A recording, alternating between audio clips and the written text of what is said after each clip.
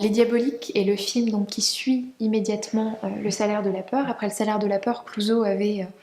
d'abord l'ambition de réaliser d'autres grandes fresques historiques, cette fois en couleur, en cinémascope. Finalement, il y renonce dans une forme de réaction aussi contre la mode de l'époque et il choisit de faire Les Diaboliques, dont il dit que c'est un film aussi resserré dans le décor que Le Salaire avait été un film large. Et ce qui intéresse Clouzot dans Les Diaboliques, c'est précisément de revenir à un cinéma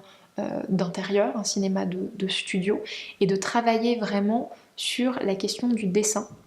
Clouzot avait une collection personnelle de peintures et de dessins assez riche et variée. Il avait notamment des gravures d'Honoré Daumier et de Louis Pons. Et il affirmait que dans Les Diaboliques, ce qu'il avait cherché à faire, c'était d'aplanir tous les reliefs et de donner à chaque image ce relief du dessin,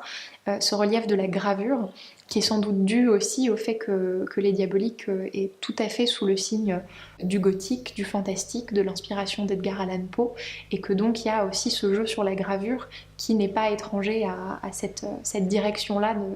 qu'emprunte le scénario et qu'emprunte l'atmosphère du film. Et donc par exemple, il y a un travail très poussé sur les focales, sur le choix des décors, des papiers peints, qui vise précisément à casser les reliefs, à tout aplanir et à réduire l'image à un dessin, à une image en deux dimensions, proprement à une image. Clouzot travaille véritablement là-dessus. Et cet aspect fantastique donc des Diaboliques, il passe à la fois par ce rapprochement entre l'image et la gravure, mais aussi par certains procédés de montage et certains procédés de son, notamment donc dans la dernière séquence des Diaboliques, celle où Vera Clouzot déambule dans les murs de la pension incertaine de ce qui se passe dans ces couloirs obscurs. Il y a ce jeu entre un son qui pourrait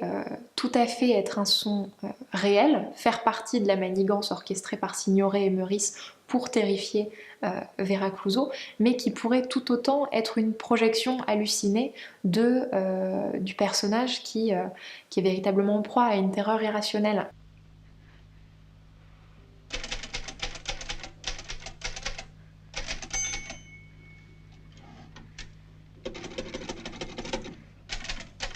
On retrouve cette même chose dans Le Corbeau, lors de la scène de fuite de Marie Corbin. Il y a cette incertitude, étant donné que le son est présent, les vociférations de la foule se font entendre, mais que la foule est absente de l'image, tout comme dans Les Diaboliques, le son, l'indication d'une présence est là, mais cette présence, elle est imperceptible, elle est insaisissable.